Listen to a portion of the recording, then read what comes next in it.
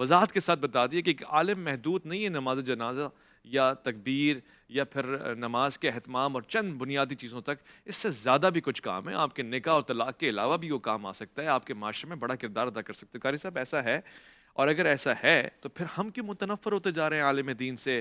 کیا ہم نے صحیح چہرہ نہیں پیش کیا انبیاء کے وارث کا؟ جزاکم اللہ.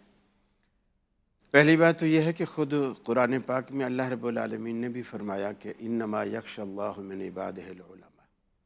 اللہ کے بندوں میں سب سے زیادہ خشیت الہی کے حامل یہی لوگ ہیں جن کو اللہ رب العالمین نے علم دین سے نوازا ہے.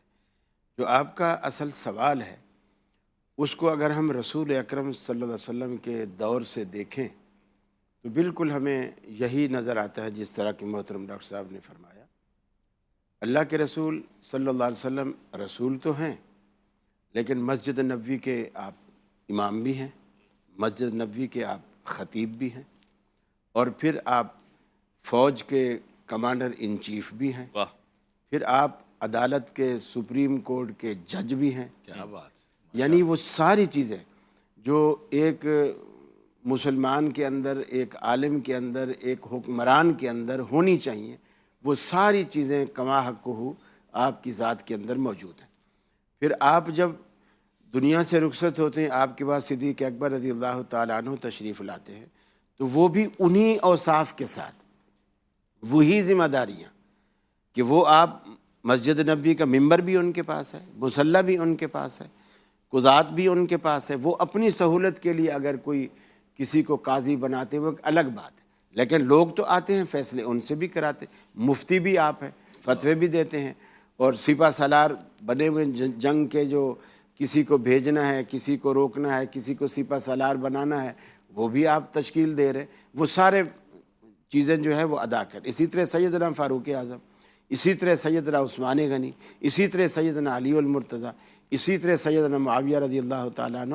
یہ سارا امام حسن کا نام آپ نے جی بالکل جزاک کیوں آپ کر دیتے ہیں؟ مجھے دل پہ لگتی ہے جب آپ نہیں جزاک اللہ. اصل میں وہ پیریڈ تھوڑا ہے نا، مسلمان ہو کے جان بوجھ کے کر سکتے بعض صفات. نہیں، ہماری 2-3 دفعہ ایسے ہوئی وہ ہے. پیریڈ تھوڑا ہوتا ہے، پیریڈ تھوڑا ہے تو نا، لیکن جی ہے بالکل 100% ہے جی. 100%. میں ایسے چپتی ہے، اور اور وہ وہ آپ کرتے نہیں، وہ میں فیل کرتا ہوں اس لیے. نہیں اور اچھی بات مسلمان ہی کرے گا جی. نہیں اچھی بات ہے، اور اگر ایسا ہوتا ہے تو آپ بتا دیں، اس میں کوئی حرج والی بات نہیں ہے. تو آپ کا احسان ہے کہ آپ نے ہمیں یاد دہانی کرا دی اچھی بات یاد میں کب تک کرواؤں گا. اسی طرح حضرت حسن رضی اللہ تعالیٰ عنہ کا دور آیا تو ان کے اندر بھی وہ ساری خوبیاں اسی طرح موجود ہیں.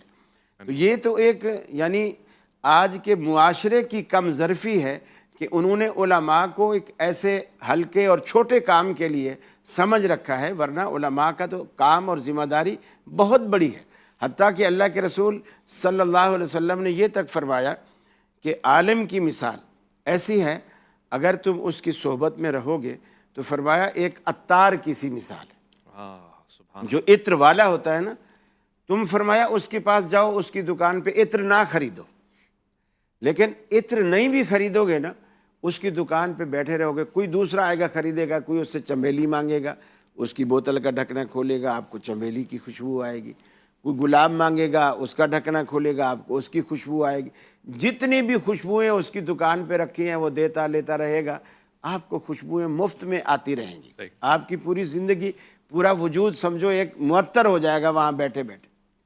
تو آپ نے بری صحبت کو آپ نے لوہار کی دھونکنی سے تشبیہ دی ہے کہ جو لوہار کوئلے میں اس کو دھونکنی دے کے مشق ہوتی ہے، اس زمانے میں تھی، اس کو ایسے ایسے کر کے ہوا بھر کے پھر پریشر دیتے تھے تو کوئلے جو ہے وہ آگے سرخ ہوتے تھے.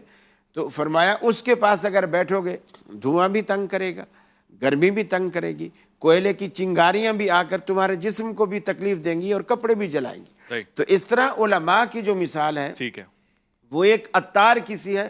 اور اللہ کے رسول صلی اللہ علیہ وسلم نے جو صحابہ کرام کو بھی جو تربیت دی، آپ نے خود ایک صفحہ قائم کیا، اس علم کو بڑھانے کے لیے آپ نے ایک ادارہ قائم کیا، مدرسہ قائم کیا، اس میں باقاعدہ طالب علم اس میں داخل ہوئے اور ان کی روزی معاش سب سے ان کو بے نیاز کر کے اس طرح رکھا.